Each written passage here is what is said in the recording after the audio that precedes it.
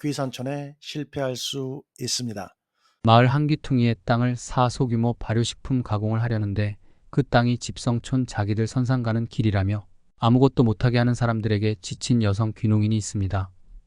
집성촌 남자 한 명이 민원 넣겠다고 여기서는 아무것도 못하니 나가라고 으름장 놓는 등 여성을 괴롭힌답니다.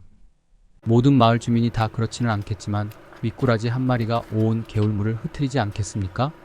귀산촌 실패.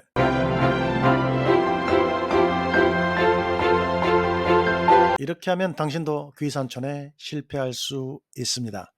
이렇게 하면 안 된다는 얘기입니다. 첫 번째, 무작정 귀산촌. 1. 인근 축사를 파악하지 않고 악취가 풍기는 지역에 정착하는 경우. 2. 도로가 없는 맹지를 구입하는 경우. 다만 맹지에서 탈출하면 대박을 터뜨릴 수도 있습니다. 3.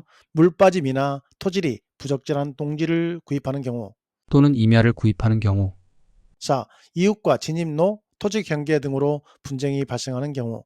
사실 이 경우가 제일 많이 발생하는데 이를 해결할 수 있는 방법은 마을 이장님이나 선배 귀산촌인을 적극 활용하여 사실 아니 꼽겠지만 숙이고 들어가서 적정한 선에서 화해를 해야 합니다. 이기는 게 지는 겁니다. 져주는 게 이기는 법이란 얘기죠. 또한 발품을 팔아 많이 비교해보고 적절한 농지와 주택을 구해야 하며 임차로 일정 기간 살아보는 것, 한 달 살아보기, 귀농인의 집도 좋은 방법이 될 수 있습니다. 두 번째, 처음부터 크게 시작하기. 1. 경험이 없는데 팔릴 것이라는 안일한 기대로 대량 생산을 위해 크게 시작하기. 2.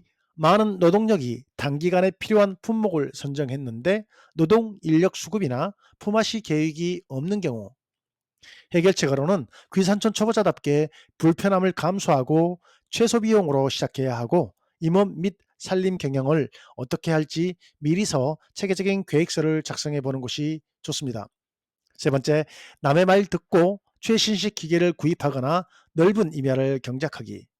1. 남들이 돈을 많이 벌었다는 얘기만 듣고 품목 선정과 부지를 매입하는 경우. 2. 재배 기술이 미숙한 상태에서 전업으로 뛰어드는 경우. 3.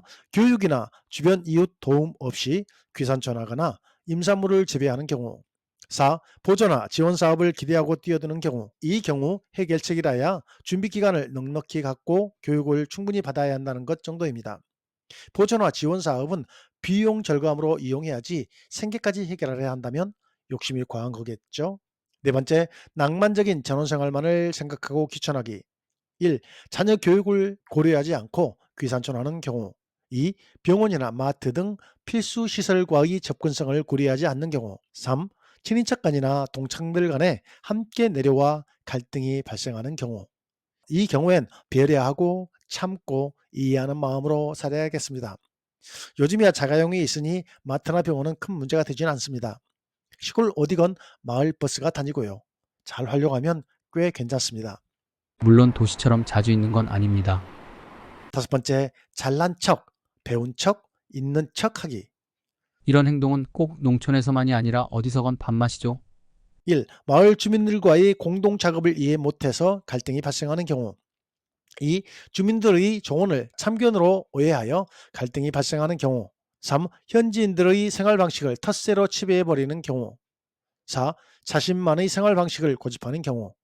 도시민의 익명성과 개인주의, 무관심에 익숙해 있던 사람이 몇 안 되는 시골 사람들의 우리 집 숟가락 숫자까지 파악하고 있는 정보력에 놀랄 때쯤 우연찮게 들리는 나에 대한 뒷담화, 내 집 물건 자기들 마음대로 갖다 쓰기 등 주민들에게 질리게 되는 경험을 쉽사리 하게 됩니다. 마을이 집성촌인 바에야 뭐라 말하겠습니까? 이상으로 실패하는 귀산촌에 대해 알아보았습니다. 감사합니다.